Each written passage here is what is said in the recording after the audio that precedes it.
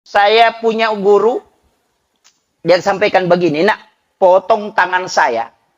Kalau ada orang tua yang pernah datang ke sekolah, marah-marahi gurunya anaknya, sampai guru itu merasa sedih atau dia merasa terhinakan.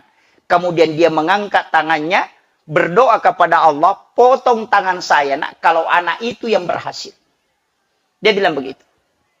Dan ingat, cari terakhir nanti dia mati dalam keadaan sul khatimah.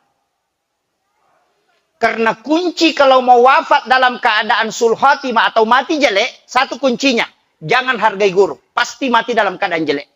Cuma 3 disampaikan ulama. Yang pertama, tidak menghargai orang tua, termasuk guru. Tidak menghargai orang tua, tidak menghargai guru kita atau mertua. Yang kedua adalah memutus silaturahim. Lihat ujungnya. Kemudian yang ketiga, orang yang musyrik.